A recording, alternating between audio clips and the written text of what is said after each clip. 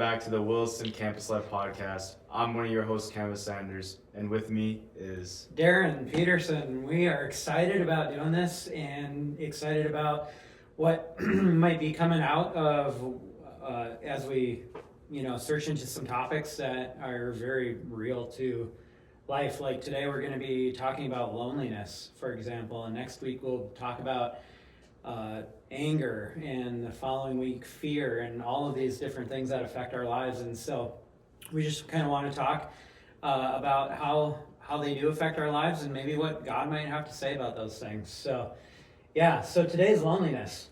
Oh yeah, no, loneliness is a very difficult topic to talk about, especially like here in North Dakota. We're going through winter right now, and winter can be a very extremely lonely time because you just want to stay inside all the time. Right. It's like negative 20 out there. I don't want to go out there. Yeah, when it was 30 below wind chill on Monday, I didn't want to go anywhere. Exactly. I didn't want to come to work and see Canvas. So, no, I'm joking. Ugh. That's maybe the only thing that drove me to want to come to work is to see Canvas, but that I'd actually be around people. But because I like being around people, I can't imagine what it's like if you don't like being around people. Must be a very lonely life. Yeah. Yeah. What do you think are some things that typically make people feel alone? Well, I would have to say, obviously social media is definitely one of the biggest things Sure. facing like this current generation. Just because we seem more connected than ever, but realistically, everybody's talking behind the screen. Like, who's with you actually in that room? I think it's that person-to-person connection that's really been missing, like, in this generation. And also, like, in my generation, too, Gen Z. I know the Gen Alpha is the new one. Yeah. Actually, knows Gen Beta. Oh, I'm getting old there. I'm getting old. Starting 2025, right? Exactly. Crazy. But what about you? What do you think makes people feel lonely? Yeah, I think you're right. I think social media does that a lot. And I think a lot of it, too, it has to do with comparison. So you're kind of, a lot of times in social media, you're putting the best of you out there, when in reality, most of your life really isn't that way. It's not that good. And so other people look at that, and I think it can be very lonely because they don't feel like they can match up to that kind of life, and so they feel alone and maybe even retreat in that. So yeah, and that's kind of that kind of goes along with the second question I was going to ask is, why do you think that this generation is called the loneliest generation? Yeah, I really think it's that person-to-person connection that's really been lacking. Like, just everybody's hiding behind this screen and putting up this fake person of like who they want people to think they are instead of being real with someone about who they actually are. Yeah, and I don't think we can really underplay how much COVID even affected us, and I know we don't like talking about that a whole lot anymore, being that we're we're into the 5th year now of how that is, but I do think that some of the maybe not trauma of COVID, but even just going through that for this generation really still affects them, because you were alone and there was nothing that you could really do to at times be with other people. And when we turn that around and we ask the question, what do you think social media has to do with that? I think we talked around that quite a bit already. Any other thoughts on that, Canvas? Oh, yeah. Nothing's really popping to mind right now. Sure. But I definitely think like just that isolation, like you were talking about from COVID, really had to do. Because like I remember I was sitting in my house for probably like 3 months when it first hit, where I couldn't go outside. I couldn't talk to people that I normally talk to every day. Like me and my friends, we'd always go to like Pinnacle. For those of you who don't know that, it's a gas station. But they served the soft serve ice cream, so we'd always go there and just like eat ice cream and talk to each other. But with COVID happening, all that stuff got shut down and it never really got restarted.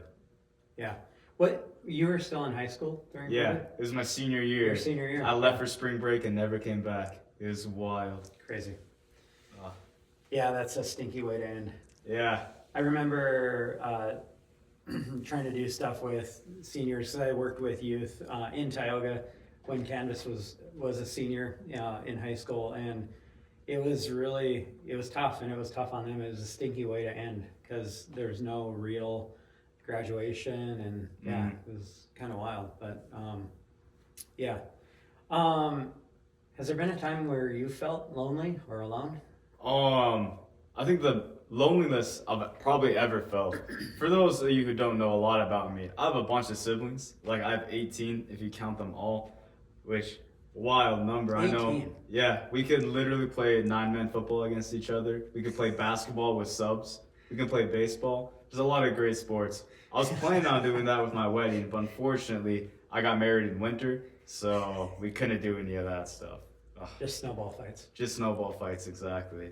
Yeah, but I'll probably have to say, because my parents, they got divorced when I was younger, so half of my siblings would leave for the weekends, and I went from a super full house where there was like 7 kids in there, super chaotic, to being the only kid in there, and it was just a very lonely time because I had to do all the chores, and I didn't have any of my brothers or sisters to talk to.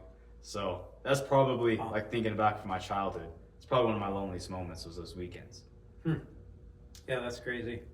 I remember feeling really alone when I was going from, which is crazy because this is so long ago, right? Like maybe even BC. But when I went from elementary school to junior high, because here I show up at this new school that I've never been to before, and not knowing anybody.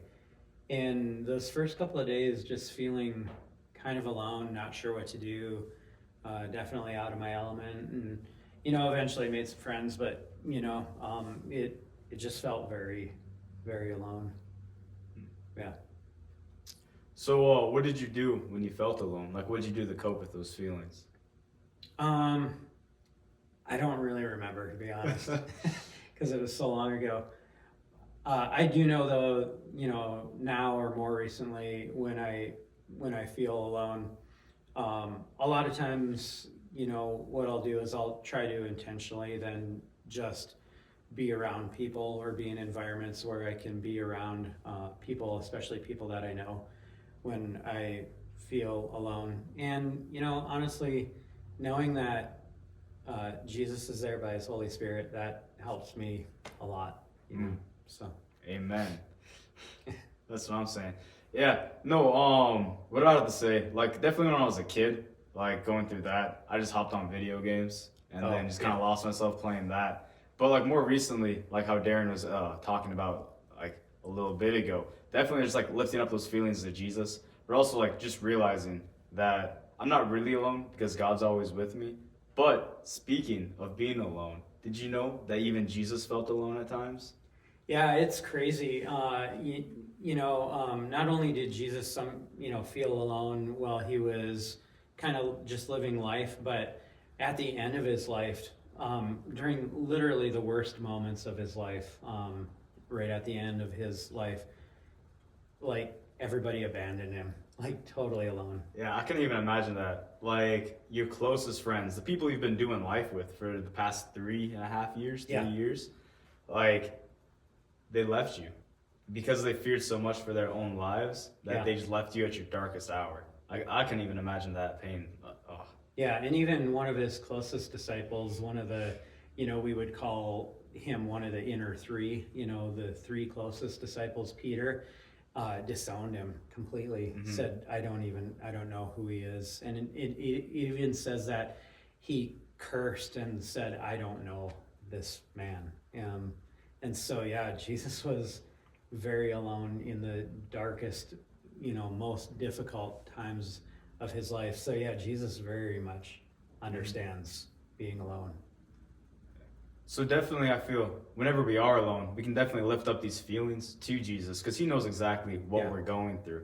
And if you guys are ever feeling alone or anything like that, feel free to reach out to us at Campus Life. Yeah. Like we'll put our contact information below. We'd love to hear from you guys and what you're going through, but also make sure to lift it up to God because God's always there for you. He's always listening and he wants that relationship with you. So if you're ever having these feelings of loneliness, of depression, of anything, just opening it up to God and like being real with him, I think is a very great step to move forward. Yeah, and definitely be real with somebody that you trust. If you have an adult like a parent or a teacher or your school counselor or whoever, somebody that you really trust, a really close friend, just open up to them and be real with them if you're feeling alone.